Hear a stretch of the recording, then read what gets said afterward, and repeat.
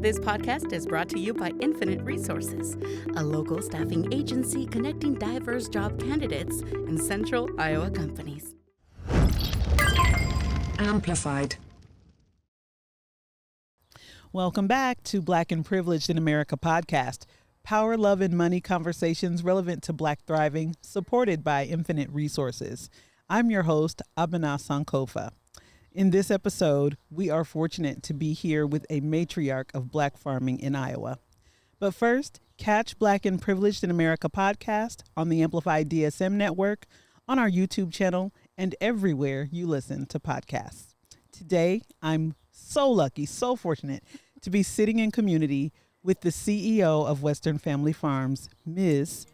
Barbara Western. Thank you for being here today. Well, thank you for having me. It's such a privilege and an honor to be able to talk with you. You are the CEO of, to our knowledge, the oldest Black legacy farm in the state of Iowa. Oh, I guess, yes, I found that out. Yes, I have. Yes, well, thank you for having me. And I am just proud to know that you are operating and looking for people like me in Iowa. And there's been so many generations that have gone past and not gotten the recognition that they so deserved. Yes, ma'am. And to be able to share your story is so important because I feel like it would encourage the next generation. It would give them an opportunity to see themselves in agriculture. And I think your son, Todd, is doing a wonderful job at the movement that he started. And I want to ask you about how you got started. How did you and your husband, your late husband, find yourselves in the farm world? Okay, well, I'm a Chicago girl. A city girl. I'm a city girl. Love riding the L's. Oh, yeah. And the subway. But I went to school in Iowa, State College of Iowa at that time, and that's where I met my husband. And then he got drafted. Well, he's from New Sharon, Iowa. He was from New Sharon, and his people came up out of slavery in Virginia, I believe, and settled in Iowa, and some went on to Canada. But they settled in New Sharon, Iowa, where they bought, I think, 300 acres of land. Wow. Mm-hmm. So they bought 300 acres of land. Well, yes. Well, Iowa was an underground tunnel state. Yes, ma'am. And there was someone there, a white lawyer, I believe, that helped him purchase the land. And they settled there. And in a nice, they were well liked in the area. No problems with racism, as I can recollect. But then my husband did 2 years of schooling there in Oskaloosa, and then he came up to Waterloo and went to University of Northern Iowa.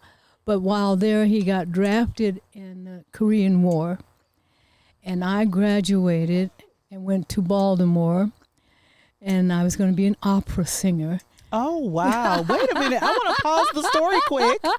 You were going to be an opera singer? Yes, I was, yes. My sister went on to California. She became an actress in California, not real famous, but she acted. And I went to Baltimore, to the Peabody Conservatory. Wow, Yeah. that is incredible. I myself, no opera singer, but I did participate in a few state contests in my youth. Okay. And so I have this appreciation for classical music. Oh, so yes. I am so tickled yes. pink Oh, yes. that Yes. you're an opera star. Yeah, That's I'm what not we a have star, but I love to sing. The Lord gave me that here. gift. Wow, amazing. Yeah. So then he got through the service training, and he chose to become a military policeman, and he was shipped to Washington, D.C. And then we got married out there, and after he was discharged, we started home, and I thought, why can't we stay in Washington? That's quite a big difference than the Midwest, I tell you. Then I thought, well, we could stay in Chicago. Nobody brought me back to the Waterloo area. Yeah. And which I had at that time no appreciation for it. You know, the only cows I saw was when growing up, there was Borden's Dairy.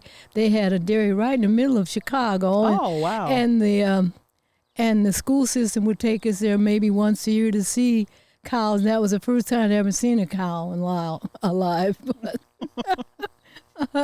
But anyway, so his dad was on the farm in New Sharon, and when he passed, my husband rented it out. And meanwhile, my husband became a supervisor at John Deere Tractor Works, and he was lonesome for farming, his own, So we bought 35 acres here in Waterloo. It was the old Rath Company had a sheep farm, and we bought that land. And the boys have been so wonderful in keeping it going when he died.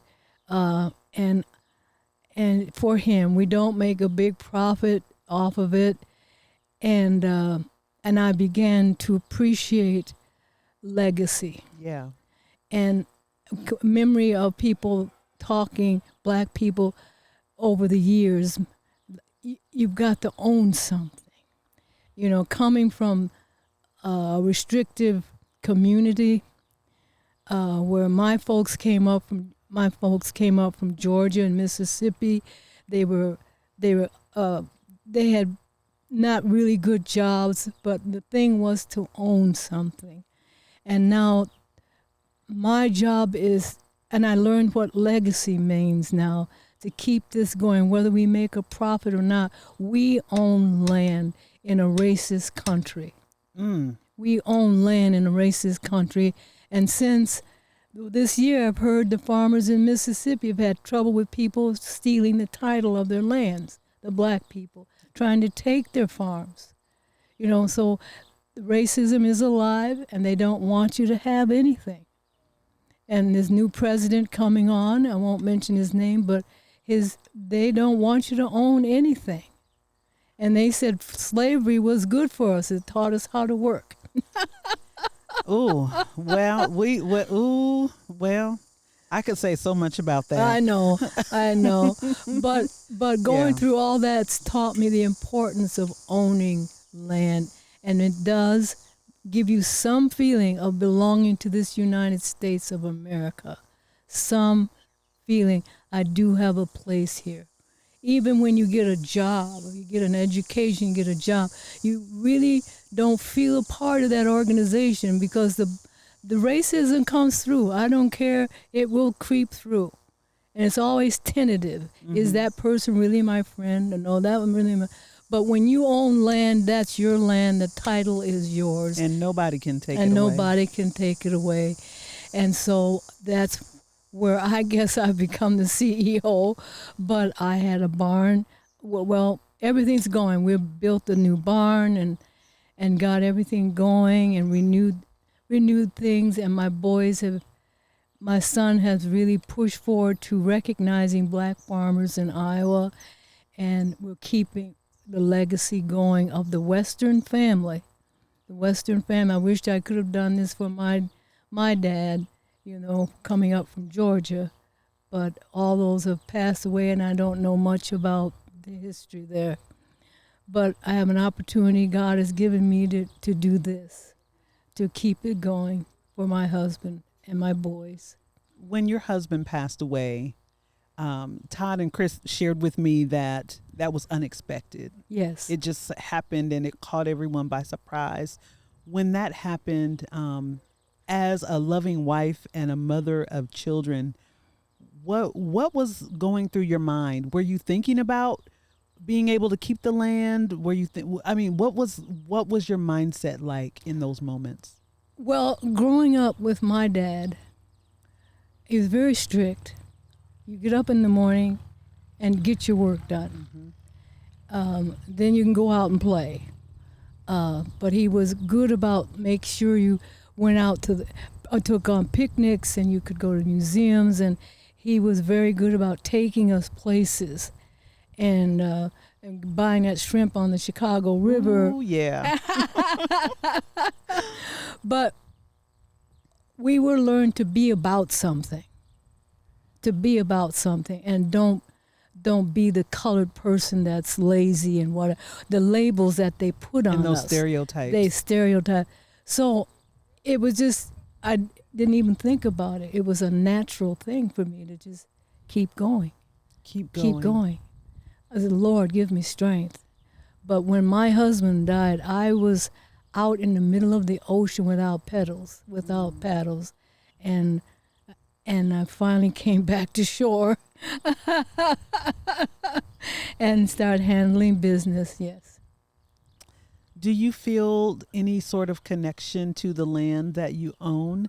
I ask this because it's in our ancestry, it's in our DNA as Black people to have some sort of connection to each other and to land. And I wonder, do you have a connection, any type of emotional connection or otherwise, to the land that you owned?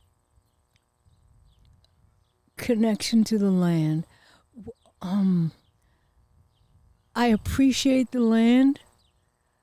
I appreciate the people who established the land. And I can just stand there and look at it and just see my husband on the tractor at night after work, and I holding flashlights for him. And then his people, his dad, how they had horses and keeping it going. I appreciate the history of them working so hard to overcome and to keep dignity in who they were, whether the white race gave it to them or not. Yeah. What do you think he would say to Chris and to Todd today if he were able to speak to them and tell them and see the work that they've done? They've maintained the farm. Todd has started a movement.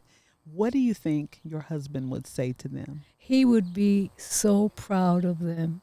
He would be very, very proud of them, because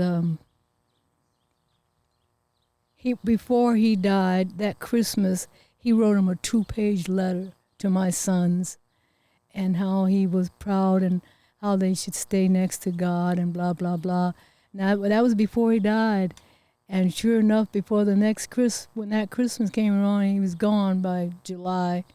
Anyway, so it was prophesied. I mean, it was supposed to be. It was not supposed to be, but it was coming. Something was coming. He knew. He felt something was. But he would be very, very proud of what they're doing. Yes.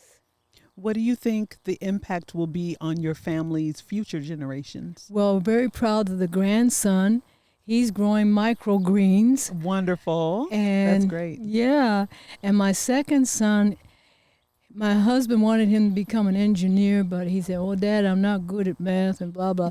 But this boy is so smart. He became a city planner, but he can fix anything. And he's the main farmer on the land. He can fix the tractors. Is that Chris we're talking about? That's about? Christopher. Yeah. He's something. He is just something. And Adam, he said, "Mom, why'd you wait so late to have me?" Blah, blah, blah. I said, "Well, you really want plans for you, but I love you, So he comes and helps when he can. But Christopher is the main worker, and Bootsy is our agent.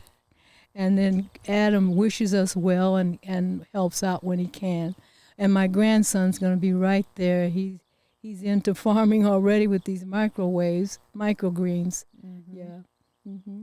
What is it that you hope other Black people would learn from you as a matriarch, as a Black woman who has overcome many, many things? You've raised successful children, a beautiful farm, and just everything that has come from you has been so beautiful. What do you hope that other Black people, particularly women, would learn from you, and what kind of legacy do you see your family leaving? There was a family in Waterloo, and their ancestry came from Oklahoma City, Oklahoma. They had oil. They were part of that rich Black community that was there. When they came to Waterloo, they bought land around, but they began to squabble and not work together. and it's been lost. And the sons have gone to nothing. Just didn't amount to what their dad wanted them to. And the dad had worked so hard, but when he and his wife passed, everything just fell apart. And it makes me so sad. But they came here with the monies and to buy land from the Oklahoma, and the legacy didn't get started. And I want people of color to know that's one of the main strengths we have to keep us out front, to say we are part of this United States. That's one factor that you can say, we are here. You even have the Africans, if you excuse me. I've heard interviews with Africans that come here and they think that black people here are lazy and they don't work and they're blah, blah, blah. No, we've got to stand tall. And if you have a legacy, keep it strong. And if you have an opportunity to buy land, buy it. If it's just a flower plot, I mean, not a flower, but acres where you enjoy planting things and contributing to your community, do it. You are part of this United States. Yes. Wow. I hear echoes of inheritance, of citizenship, of belonging, of ownership and control. And I believe that there are going to be listeners that are going to hear your message, Miss Western, and they are going to be nodding their heads. And they're going to go back to their families and say, let's get together. Particularly when your kids go to that classroom. You don't sit around and say, well, I'm the only black here. And no, he'll be in that classroom. No, he's part of that community. Yes. It will give him some relevance to where he is. I'm part of the community. I'm not just a black person sitting here in the room afraid to raise my hand. No, he would give him strength to be who he is. That's how I feel. Thank you so much. Oh, my goodness. I'm full. My heart is full. My spirit is full. Thank you for blessing the airwaves with your story, with your wisdom. Miss Western, this has just been the best day. Well, thank you so much for inviting me. I appreciate it. Thank you.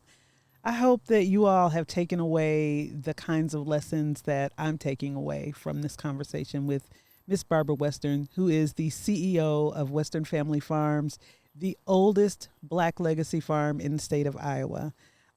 Gosh, I'm full. This has been amazing.